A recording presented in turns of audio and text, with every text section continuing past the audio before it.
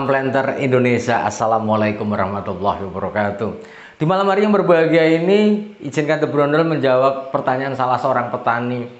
Sebenarnya bahwa pertanyaannya sudah pernah kita bahas di vlog sebelumnya, yaitu adalah membahas tentang urea di gambut. Masih banyak sekali bahwa menyatakan bahwa ada informasi di masyarakat kalau menggunakan urea di gambut maka relatif akan membuat condong tanaman kelapa sawit atau membuat roboh. Maka kita akan bahas satu persatu kembali lagi di vlog mengenai di gambut pakai urea. Siapa takut lah, kita akan membahas satu persatu.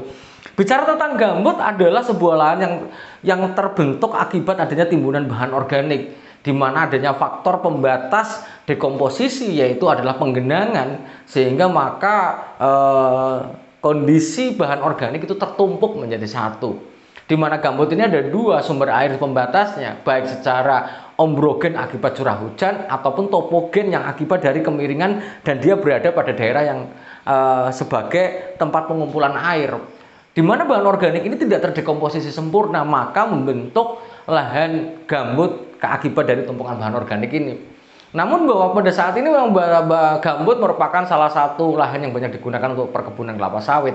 Lah, bicara tentang gambut untuk budidaya kelapa sawit, ternyata di masyarakat tuh masih banyak yang takut menggunakan urea dengan alibi bahwa nanti tanamannya akan cenderung mudah roboh. Kita harus pahami dulu bahwa gambut adalah terbentuk dari bahan organik. Mana ada pupuk organik yang dia padat banget, itu kalau nggak dipadatkan itu nggak mungkin padat. Sehingga dengan adanya partikel-partikel organik penyusun gambut itu tidak saling mengikat dibandingkan dengan tanah mineral, yaitu adalah partikel-partikel liat yang saling mengikat karena ada muatannya. Sekali lagi, partikel liat itu ada muatannya, ada minus-minus seperti ini, sehingga dia akan saling menyatu dengan lawan-lawan lainnya. Partikel-partikel liat ini karena dia memiliki muatan, sehingga dia saling memiliki gaya yang saling menguatkan ketika digambut. Sehingga ketika akar masuk ke dalam partikel gambut, di partikel liat, maka dia adalah bisa menahan akar untuk bisa menopang batang dan pelepahnya. Tapi kalau di gambut, cerita mana ada sih gambut tanaman di gambut yang tidak miring atau tidak tumbang? Saya bilang, ketika tidak tumbang malah justru kita mempertanyakan. Ketika lahan gambut tanamannya tidak miring atau tidak tumbang, berarti ada kemungkinan batangnya adalah kecil, karena sekali lagi yang menjadi masalah itu akar penopangnya. Akar penopangnya itu relatif tidak bisa diikat oleh gambut, tidak bisa ditahan oleh gambut, tapi dia nggak roboh. Berarti kan batangnya kecil, pelepahnya adalah kecil atau tidak berat. Sehingga memang penggunaan di gambut itu doyong ataupun roboh itu adalah ya takdir. Sehingga kita berpikir adalah bagaimana berbudidaya kelapa sawit di gambut ini juga ada metode-metode tertentu. Karena bahwa sekali lagi dengan adanya bahan organik sebagai tumpukan yang membentuk lahan gambut itu, maka tidak tahan menopang batang dan pelepahnya ini. Tidak mampu menopang batang dan pelepahnya, sehingga dia akan miring seperti itu.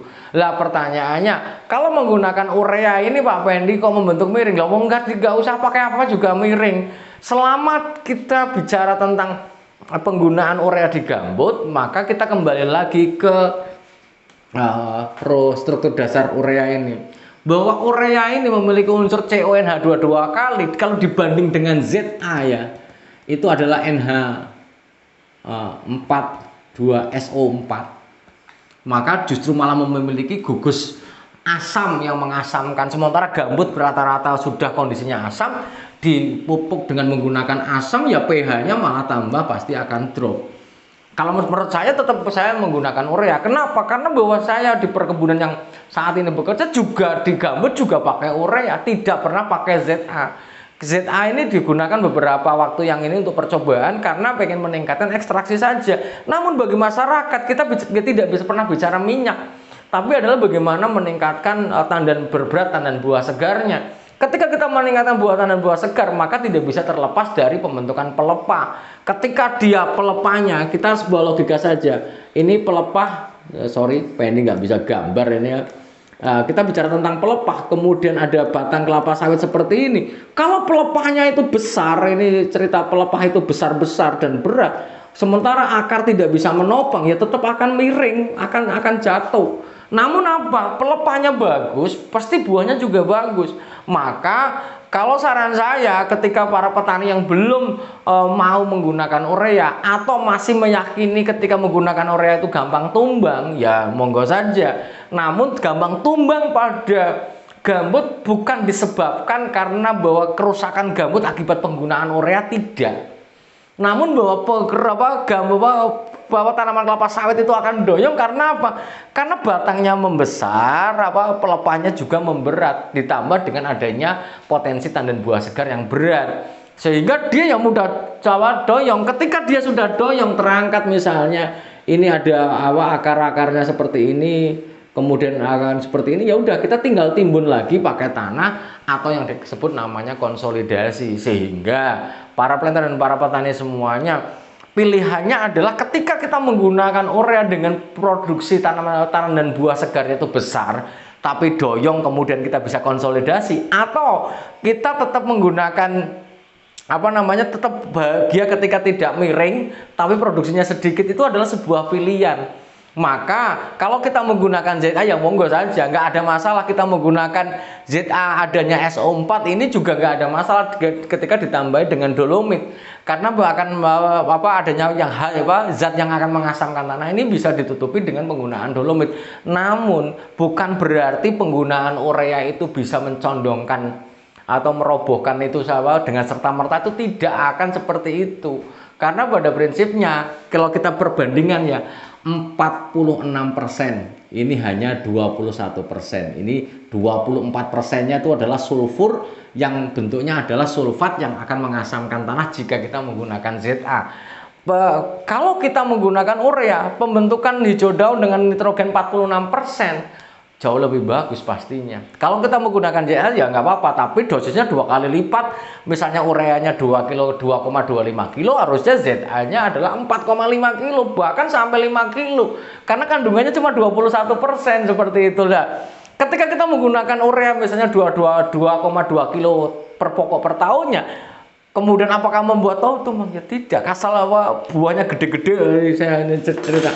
Kalau ini buahnya mental-mental seperti ini nih, wah, nih ya tambah berat. Sementara akar ini tidak mampu menopang, tidak mampu mengikat lahan tanah gambut atau partikel gambut yang tidak bermuatan atau tidak saling mengikat, sehingga ya mudah tumbang, ya wajar. Sekali lagi, tumbang di gambut ataupun doyong di gambut adalah hal yang umum terjadi. Karena apa? Karena daya tahan partikel-partikel gambut itu adalah tidak memiliki muatan, sehingga tidak mampu mempertahankan batang kelapa sawit, apalagi pelepahnya, apalagi buahnya yang besar-besar itu.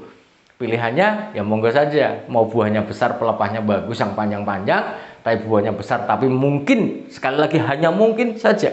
Tapi kalau gambutnya paling-paling setengah meter 70 cm, kenapa takut? Nanti subsiden pasti dia akan kembali lagi sampai ketemu tanah yang biasanya adalah sudah ketemu tanah mineralnya, maka tumbangnya bisa tapi kalau misalnya gambutnya agak dalam, ya kalau doyong ya wajar saja. Seperti itu yang ingin saya sampaikan.